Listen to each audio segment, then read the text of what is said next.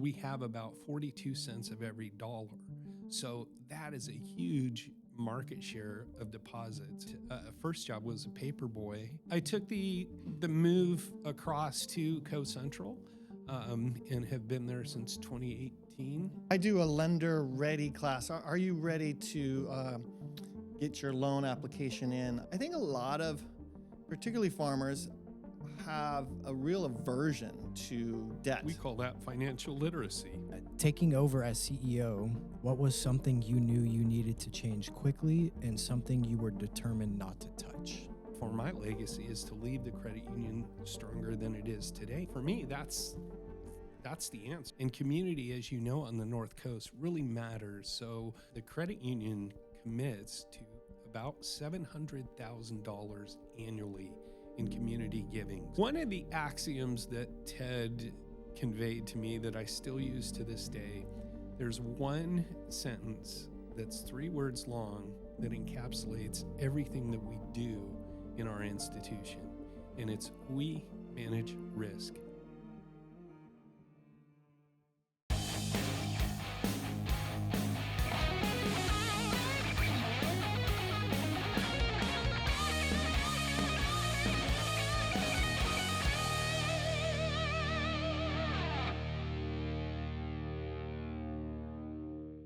All right, everybody, welcome back to another episode of Behind the Redwood Curtain. Thank you all for watching, listening, viewing, and subscribing. And today I am joined by my interim co-host, Will Franklin, the director of the North Coast SBDC. Right. That's correct. Okay. And you might remember him from episode 2. He was actually our first guest, so it is very nice to bring him on as interim co-host. One of my first ideas for this podcast was I thought of doing this myself. And after every few episodes or so, I would bring back previous guests and have them sit in as interim co-hosts. So this is like the first time trying that out. Right on. In a way. Looking forward to it. Yeah. So this is season 2, episode 1. The last 13 episodes have gone great, and I'm really excited to see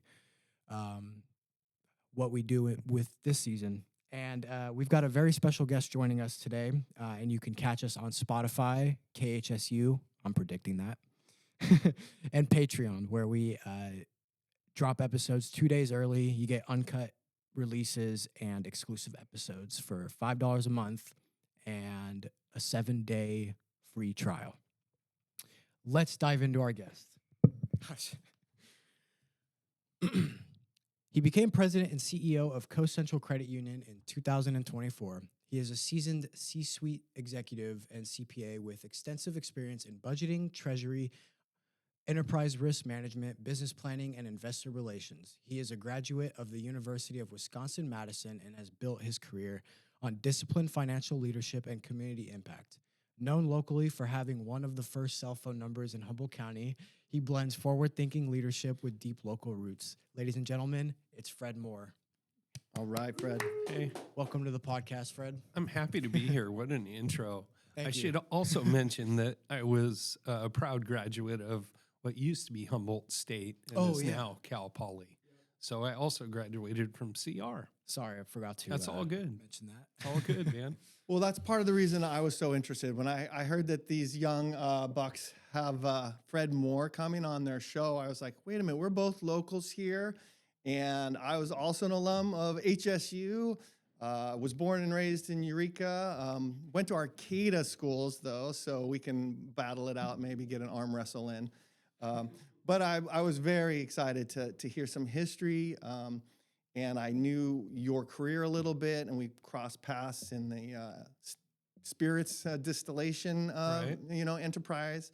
Knew you were very entrepreneurial. One of the things that stands out in your resume to me is this enterprise risk management, and we'll get there a little bit. Okay. One of the ways I like to get there is maybe some of your first jobs you've ever had and what you learned about that. Kind of tell us about your career path. That's just, you've been, so successful. Where did it all start, though? Well, that's kind of a big question, and it's nice to see you again, Will. You're kind of a titan in the local wine industry, so kudos to you for that and what you do here in your occupation. I grew up, as I said, in Eureka, grew up in Henderson Center, And first job was a paper boy. Awesome. And so, that was back in the days where you went around on a bike, you rolled up your papers on the weekends, you'd get up really early, 6:30, and you'd throw the papers on the porch. And so I got pretty good with that. There was a little bakery in Henderson Center called Jan's Cake Box Bakery. And about the time that I would finish, they were just starting to put out all their fresh donuts. So that was kind of a good time. Fast forward into high school, my first job was at the Seafood Grotto washing dishes, which is now Porter Street Barbecue down on Broadway in Eureka. So learned a lot about dishes and moving fast. It was a fast-paced environment. My God, they had good clam chowder. I'm telling you, so good. Thereafter, I started kind of in a banking career trajectory. So I started as a teller at Bank of America in Henderson Center again, part of where I grew up. And that was kind of like being a bartender with money because you got to meet people, you got to know their stories because you'd see the same faces. And that was part of customer service, was being able to connect with people and know who they were and their stories. Is that before Madison or after? Or It was before, and then thereafter went to work for a guy named Ted Mason, who started Humboldt Bank in 1989. And so Ted, he was the regional VP, regional area manager for Bank of America back in the day. So when I was a young teller, I think I was even younger than you, Andrew, I saw this guy. He was very well dressed. He was very well spoken. And he worked in the downtown branch, which is across the street now from our Co-Central facility.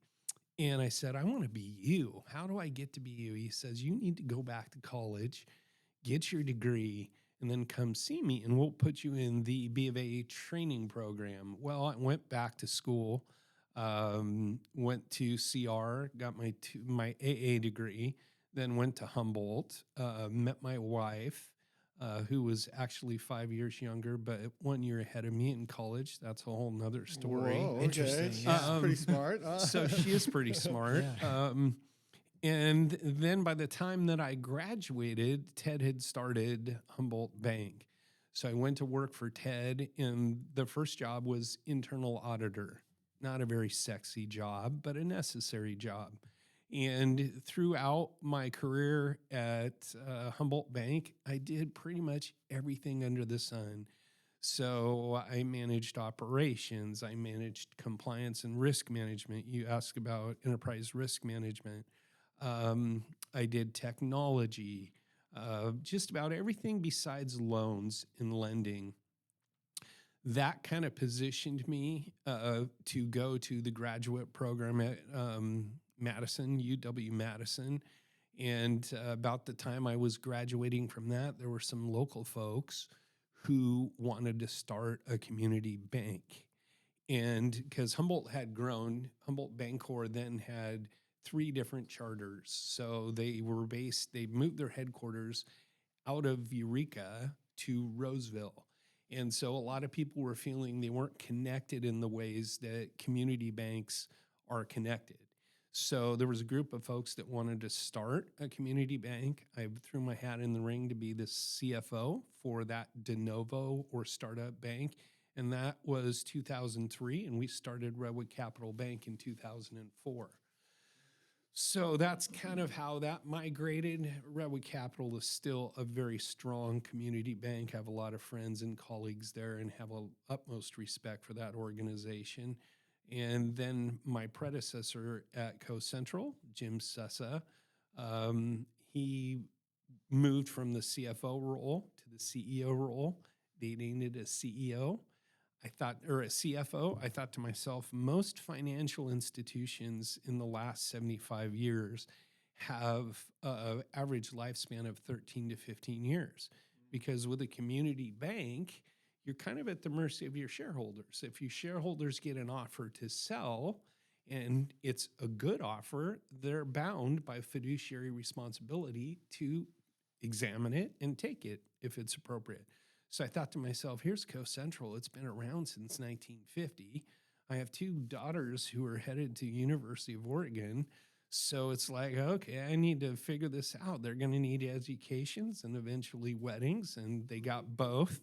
But I took the the move across to Coast Central and have been there since 2018. And as you said, Andrew, I started my new job in 2024. So that's kind of a long-winded way of how No, I that's got great. from Yeah. paper boy to CEO. Wait, so you were a founding member of Redwood Capital Bank? Mhm. Oh, that's really cool. We're interviewing the senior vice president on Thursday. Cool. So that's Which one? Jennifer Budwig. Yeah. Oh, Jennifer's a Yeah. great lady. Yeah, I'm excited for that one. Yeah, she's grew up in the Ferndale area, so Oh, she's really? a wildcat at heart. A wildcat. All right. We Yeah. got tigers, wildcats, and loggers Yeah. all coming on board. That's Yep. the North Coast. You Yeah. just summed it up. That's great. Well, that's a really great intro, though. Thanks for that background. You know, what's the difference between a credit union and a normal bank and a traditional bank? I work with a lot of different businesses, helping them find a loan for their building. Maybe they're leasing and they want to buy their commercial real estate, or just startup loans, or maybe they need lines of credit. There's all kinds of different reasons businesses I see need to go to a lender. If we are most interested in entrepreneurship here in the startup Humboldt and in our new Coast Central Credit Union digital makerspace, thank you very much. Can you tell us a little bit about how this landscape of lending can be used by entrepreneurs at different types of needs? And then what's the difference between credit union and kind of a traditional bank? So, great question. I think in many ways, community banks and credit unions are very complementary. They do things that we don't, and we likewise do things that they don't. So, for example, we do auto lending. That's something that that the Redwood Capital folks don't do, and we're very good in that niche. And in many respects, they do a lot of great commercial lending things that historically credit unions haven't done. So we complement one another, and I think we're both connected in the community. And community, as you know, on the North Coast really matters. So part of the quality of life here is the connection to one another and to community that you wouldn't necessarily have in a major metropolitan marketplace. So I think they're complementary. They're run and owned by shareholders. We're run and owned by members. Our members are our shareholders. So it's a little bit different dynamic there. But entrepreneurism in small business is the very backbone of the community. And let me give you an example of what I call the round trip dollar. So you go in and you get a home loan for, let's say it's $500,000, because homes cost a lot more than they did when I was your age, Andrew. And that funds a lot of things. So in that transaction, you're approved for this loan for your home. It funds the seller and allows them to have the capital to buy another home or to move or do what they want with those proceeds. It funds title companies, it funds appraisers, it funds realtors, and it funds a host of small businesses. So that new homeowner, maybe they want to improve the landscaping, maybe they want to remodel. So you've got contractors involved, subcontractors involved. And that dollar, those $500,000, circulate probably 7 to 8 times in the community for the betterment of the entire economy. So both credit unions and banks do that kind of mortgage lending. And I think that's part of the heartbeat of our community. We also do that for small businesses. So if you're providing seed capital for a small business to start, or additional capital to grow a small business and allow them to continue to mature, that again benefits the economy, not just those business owners. I remember hearing you talk about that when we first met you guys at the mixer, and I was like so fascinated by that. And like after that, I went and did some research, and it was like, oh yeah, like my dollar that I make from say Startup Humboldt, go spend that at the grocery store, and then rent, and then those guys spend that. So it's like an infinite like triangle, like pyramid. It just keeps trickling down, and it's pretty cool. Yeah, we do call it the round trip dollar, and people then redeposit those money, and that money's then lent out again. So I mean, the whole process continues to circulate, and it's really cool. It's part of the industry that I think is really attractive to me. Yeah, didn't you guys say as well you have 40 cents on the dollar for the Humboldt County economy? Yeah, so you look at deposits and local deposits, and that's important. So if you make a deposit into Tri-Counties, for example, or now Columbia Bank, which used to be Umpqua, not all of those proceeds, those dollars are going to be lent locally. With Redwood Capital and with Coast Central, all of that money goes into the local economy. And so what you're talking about is our share of deposit, and we have about 42 cents of every dollar. So that is a huge market share of deposits. And I think it speaks volumes to our members' trust in who we are and what we do in the community. Yeah, that's insane. You know, I do a lender ready class. Are you ready to get your loan application in? And sometimes we focus on farmers with the North Coast Growers Association, and we do some classes for them. It's very, I heard you say something about just like paying it forward and spreading it around the community. I think a lot of, particularly farmers, have a real aversion to debt, and maybe some people in general. And I have to do a lot of demystifying that it's a really useful tool, though, particularly in business. If you want to grow, there's often plateaus, and you can't really grow unless you take out some more financing. Mm-hmm. Do you find yourself doing some of that with clients, or how do you demystify that at all? Is that part of your marketing? Is that part of just relationships you have, like letting people understand that, you know, you guys aren't predators, that you're not out to take their house? You know, how do you reach people that are a little bit afraid of maybe debt financing? Well, first and foremost, kudos to you for what you're doing, because we call that financial literacy. Right. And so you're teaching people about debt to income ratios and loan to value ratios and how to prudently manage leverage to the betterment of themselves personally or their business. So yes, we do that. That is part and parcel of what we do. The other thing I would add, Will, is that we do a lot of first deeds of trust. So we do a lot of home lending in Humboldt, Del Norte, and Trinity County. And unlike other institutions, we portfolio those loans. So these are 15-year or 30-year fixed rate mortgages. A lot of institutions, what they'll do is they'll sell those. So they'll originate the loans and they'll sell them to organizations like Fannie Mae. So they don't take the balance sheet risk to the member or to the customer. They still make their payments to the institution, but they don't own the loan or control the loan. So when you talk about predatory lending and the fact that that loan is not owned by the institution that originated it, we can do more things for those borrowers if they fall upon hard times. So we own the loan. We can modify that loan if the member experiences financial hardships or difficulties. We can extend things to allow them to survive. And I think when I say survive, what I'm talking about, we've had some really interesting economic conditions in the last 15 years. So you think about the Great Recession, you think about COVID and zero bounds interest rates. A lot of things have changed in our landscape, and having control of that loan allows us to protect those members in a lot of economic circumstances that many of our contemporaries couldn't do. Ladies and gentlemen, this episode is sponsored by AAA Productions, a Humboldt County video production company helping businesses create strategic, professional video content. If you've been wanting to start making video to grow your socials but don't know where to begin, AAA Production offers consultation and customized production packages to help you build a sustainable content strategy. Use the links below to get started today. Thank you, and back to the show. A lot more flexibility. It reminds me of telling them that it's a win-win situation. When when you pay them back, they're able to pay it forward to your neighbor the next time. Exactly. And the circulation of that dollar, which you called the round trip dollar. the round trip dollar. Yeah.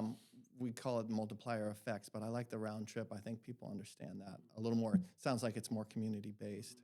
That's fantastic. I'll remember that in my loan readiness class. Thank you. A little bit of detail there that just is interesting to me. Sorry, I'm going to go down a little rabbit hole here. I understand boards and corporate boards kind of advising a company. How does a membership, how does the flow of communication between the members and the management work? Well, much like a community bank, we have a board of directors. Oh, okay. And so And they're voted for. they're Yeah, voted yeah, for by our membership. We have our annual membership meeting every February, so that's coming up next month.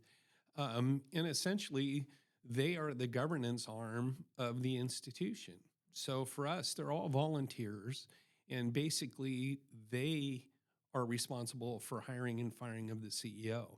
Then they delegate the CEO the power to basically run the organization.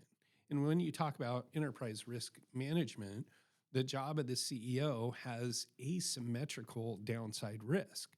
So if you can't manage credit quality, if you can't manage credit risk, interest rate risk, liquidity risk, operational risk, reputational risk, all of the various forms of risk, it has cataclysmic downside risk if you're not managing it. If you do it right, people are going to say that's what you should be doing.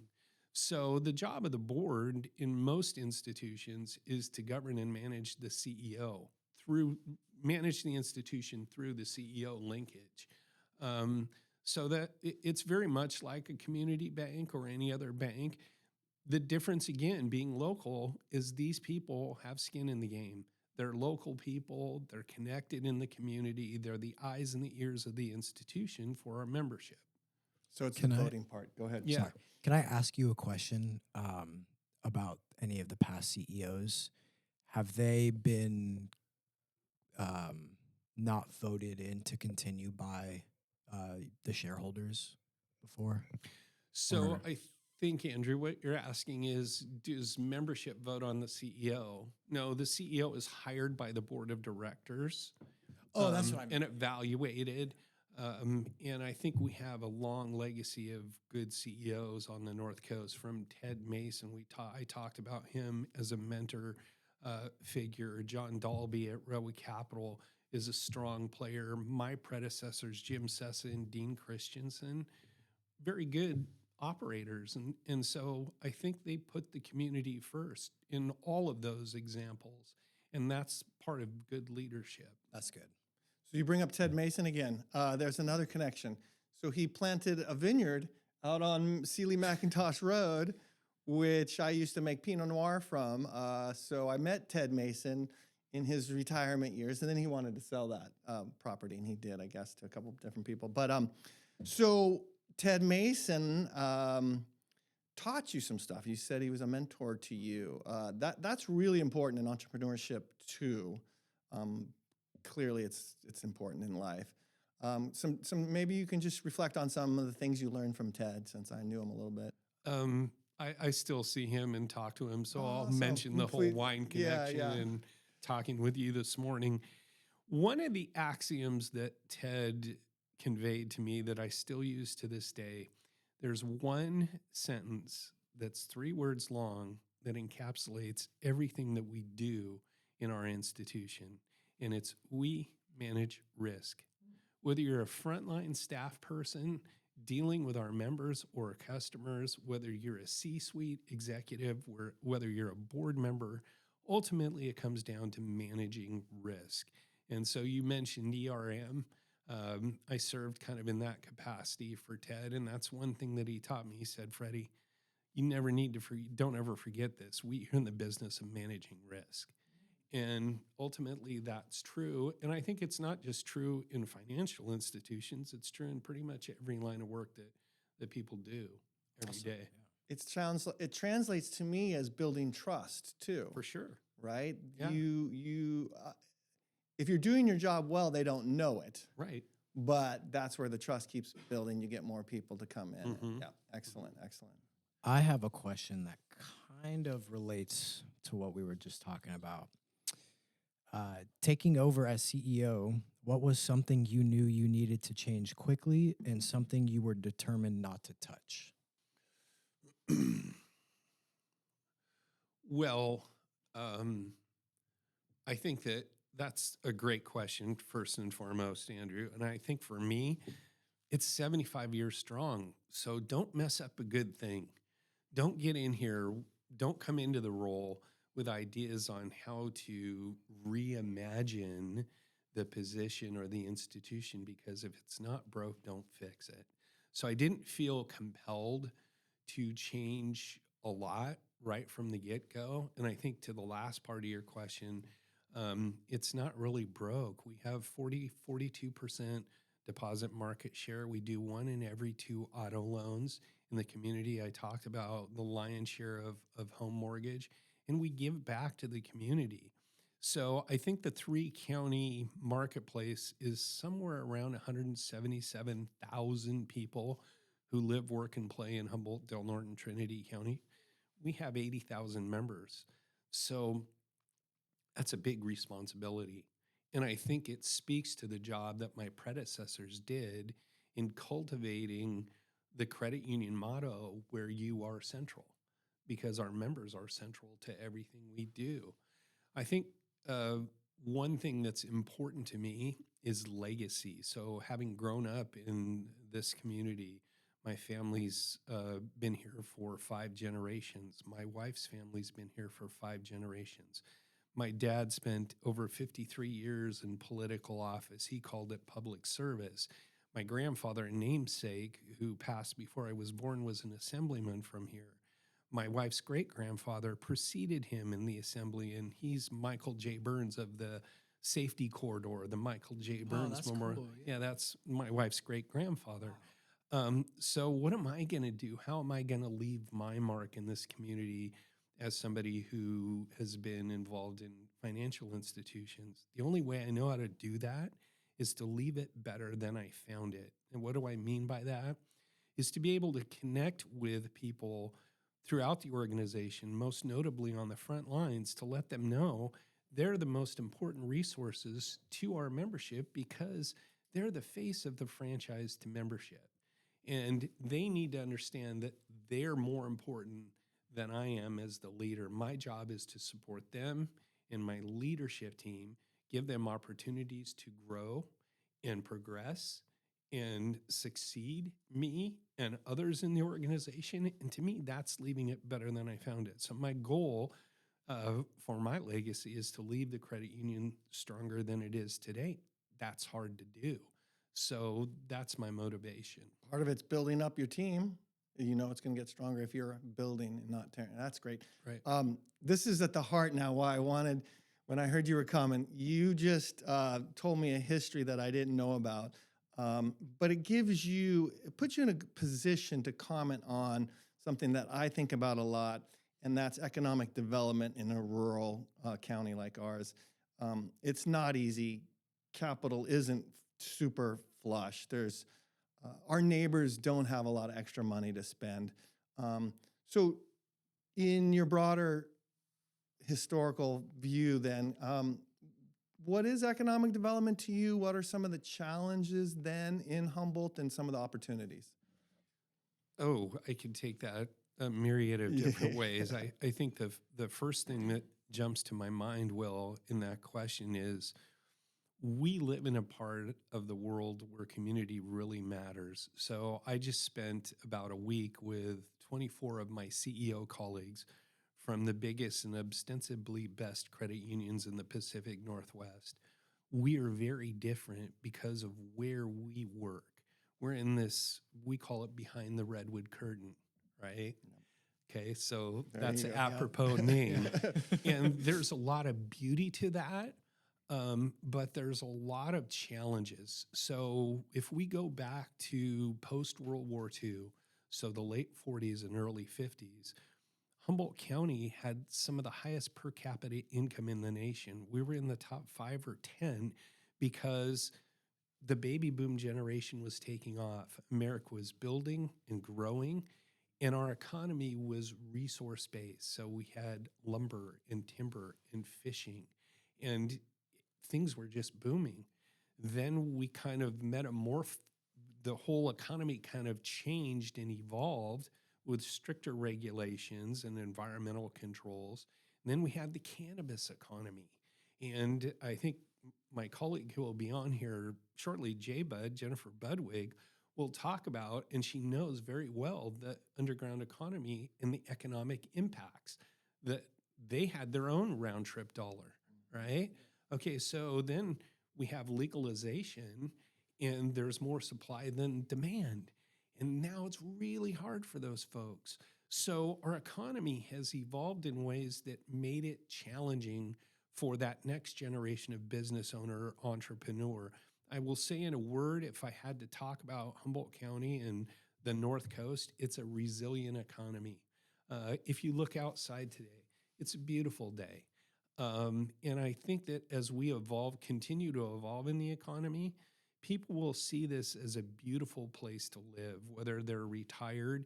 And we need to support economic activity, whether that's tourism, whether that's technology, whether that's Cal Poly. We need to find ways to support local. And people need to understand how important supporting local businesses is. And so for me, that's the answer, is supporting local and continuing to support this resilient economy in ways that we may not understand just yet. Hello, everybody.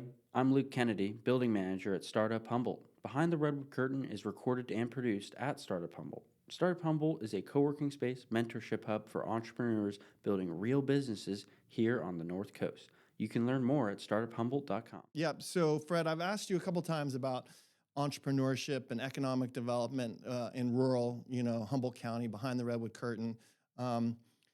You mentioned community a lot too, and your bank is a member-driven, community-oriented bank. And we're now sitting in the Coast Central Credit Union digital makerspace here, this podcasting room. Can you talk about a little bit about your giving and how that works for your bank and your situation in your community? Sure. I think credit unions got their start way back when, serving the underserved. So there was a niche that credit unions filled that a lot of commercial or traditional banks didn't fill. Fast forward to today, the credit union commits to about $700,000 annually in community giving. So that's in the form of grants, scholarships, and donations to worthy nonprofits. When you're talking about Startup Humboldt, bring it to this level, we just made a commitment of $25,000 because entrepreneurship is such a vital economic component. So that's part of the mission of the credit union, to serve the communities. And we do that through community giving. And this is a worthy endeavor. And we leaned in to what you do with that donation. Well, we super appreciate it because that's one of these amplifiers that then really amplify that circle of what did you call it? The round trip table, dollar. the round trip dollar. I Yes. got to figure that one out. I'm a little slow, Fred. But thank you for that donation. The round trip dollar really amplifies. Businesses need glass, need other suppliers, and all those dollars get spent here and amplify. So super appreciate that. Happy to do it. Yeah. Before we wrap this up, I want to ask you about having one of the first cell phone numbers in Humboldt County. Is that okay if we talk about that? Sure. Okay. Yeah. Because I remember when we met, you told me about that, and your wife started that company, right? She was part of a team that started that company. That's cool. Yeah. So yeah, I think I was trying to give you my cell phone number, and I Yeah. gave you my cell phone number, and you're like, "Wow, that's a really cool number." And so I told you how I got it. I'm gonna say, What was the company? it was, so to be precise, U.S. it was Cellular was here before that. So it was Cal One Cellular or Cal North Cellular, which was part of Siskiyou Telephone and Telegraph Company. It evolved from Cal North Cellular to Cal One Cellular to being bought by Verizon. So I got that number by association, and my wife was, I think, one of the first or second employees down there. And this was back when you had big bag phones and you had antennas on your car, and everybody. It was a whole different so environment. cool though. You must have been like, It's what cool. is Fred doing? It's cool, Oh, your but it friends. was kind of weird now that you look back at it. It was kind of cool to have a cell phone number, and wow, and you paid by the minute. Paid by the minute, really? Yeah, and Whoa. we didn't have iPhones, so there wasn't yeah. texting technology. Wow. And people still carried beepers Yeah, at the wow. time, or pagers. So it was a whole different thing. But I think that's important as we talk about the economic landscape and the entrepreneurial landscape, is technological innovation. And that's something that is readily accessible to everybody. So we think about fiber objectives and giving this rural community access to broadband. That's important because technology is going to help us change the game with respect to economic vibrancy and thriving in the future. Oh, before we give you one chance to talk about Coast Central at the end here, I have to pick up on entrepreneurship one more time, because we met in the spirit industry. I was making wine, you were making spirits. That was a real crazy entrepreneurial journey for you. Was that your first business you tried to run or own? Or tell me a little bit about that entrepreneurial journey, because it's a cool one. I did try to run it. So my wife and I We started Humboldt Craft Spirits. There you go. So we made whiskey, gin, vodka, and ultimately Eureka Chocolate Liqueur, which was a collaboration with our good friends at Dick Taylor Chocolates. But I thought this was probably back in, I think 2009, 10, 11. I saw what I thought was the next iteration of the craft brewery, boutique winery evolution. I saw distilleries. We don't have one, not a legal one, in Humboldt County.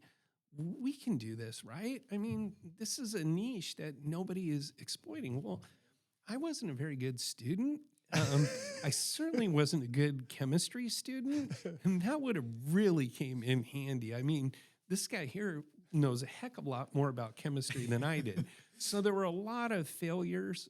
Being an entrepreneur behind the Redwood Curtain, the cost of glass, the cost of barrels, the cost of grain, getting it shipped in, boy, it's humbling. So I think being an entrepreneur and getting something like that started gives you more understanding of the people that you're charged with supporting. So ultimately, we made some really good products. We had a lot of fun in the process. One fun story I'll tell you is that a few years back, the tree for the U.S. Capitol, it comes out of a different national forest each and every year, right? Yeah. So this year, a few years back, it came from Six Rivers National Forest, and it was called Sugar Bear. So we took our gin and we took some boughs from that actual tree, and we made a Sugar Bear gin that had kind of an infusion of this Douglas fir, this huge tree.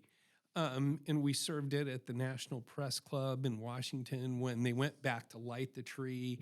And it was just a great event and something that I'll remember doing for a long time. That sounds really good. Great It was marketing. cool. Good job. And I don't have any of it. I know friends that still have bottles of it, but Oh, Really? too bad. Yeah. I know. well, we yeah. sold the distillery. I got rid of it. But Oh, man. if people Congratulations. enjoy it, that's Congratulations. fine. I was gonna Yeah. say you should bring me a bottle. Yeah, I I'll don't try have it. any. Well, all those things you mentioned about rural entrepreneurship, shipping costs, that's why you come to the Small Business Development Center. That's why you come to the Startup Humboldt to Amen. really network. I'm teaching from my mentors like Fred. We are offering you a world of expertise. So before you get started, come check out SBDC. All right. Super important. Yeah. And then, yeah, just the last question then. Did just anything we missed you guys want to comment on? No, I think what you just said about entrepreneurship, and if people are starting a business, this is a great resource. The people in this building, their mission, what they bring to the community is super important to the next generation. And this entrepreneur, right, sitting next to me, Andrew, like what a great little podcast he's got going, and we're all both helping here. So Coast Central's helping, SBDC's helping. And he's an example of that. Now, so. is he a graduate of Cal Poly? Yeah, of Well, course. There you go. I graduated in May. Excellent. Yeah, thank you. Yeah. And you're staying here. Now, are you from here? San Jose. The more the merrier. Yeah, that's right. Happy that's that right. you're here, man. Thank you. Yeah, no, it's been great. All of my network basically is from here. So I Cool. just decided to stay Right on. because I don't want to go and like rebuild everything I'm doing out here, like in the Bay Area. So I just decided to stay. And I love it here. Like at first I wasn't too like fond of this place, but once I really like started to talk to people and like grow my network and like meet people like you guys, like I'm like, I can't leave now. Well, Awesome. you think about the community, you think about the waterfront trail, you think about headwaters, you think about Sequoia Park Skywalk, you think about the Six Rivers, the Redwoods.